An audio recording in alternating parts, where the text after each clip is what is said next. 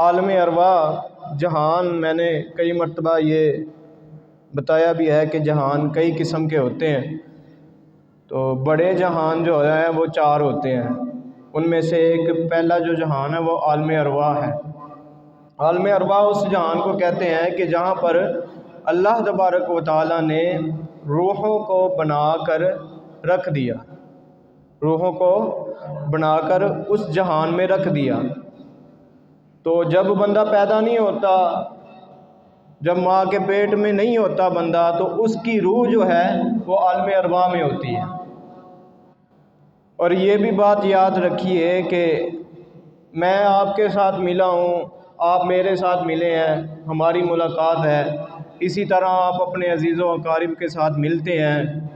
اور کبھی کبھار ایسا ہوتا ہے کہ کسی اجنبی شخص کے ساتھ بھی آپ کی ملاقات ہو جاتی ہے، یا کبھی کبھار ایسا ہوتا ہے کہ آپ رشتہ کہیں ایسی جگہ پر کرتے ہیں کہ لوگ آپ کو نہیں جانتے، نہ ان کو جانتے ہیں، پھر وہ جان پہچان ہوتی ہے، پھر رشتہ داری بڑھتی ہے، وہ جو لڑکی لڑکا ہوتے ہیں بعد میں میاں بیوی بن جاتے ہیں۔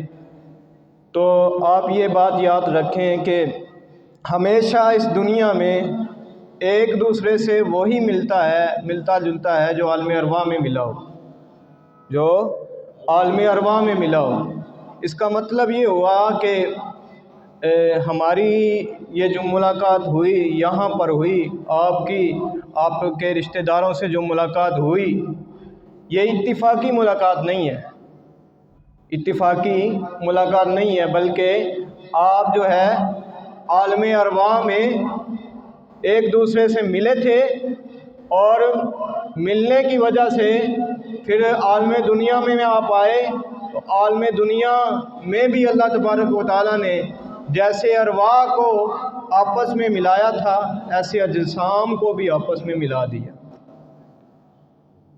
تو کتنی خوش قسمتی ہے ان لوگوں کی روحوں کی کہ جو روحیں میرے اور آپ کے نبی کریم صلی اللہ علیہ وسلم سے عالم ارواح میں ملی ہوں گی۔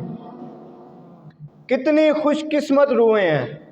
اللہ تبارک و تعالیٰ یہ خود فرماتا ہے کہ میں نے جہان والوں کو دیکھا، ان کے دلوں کو دیکھا، ان میں سے جو سب سے پاک دل تھے، جو سب سے صاف ستھرے دل تھے، وہ میں نے اپنے محبوب کریم کے لیے چن لیے۔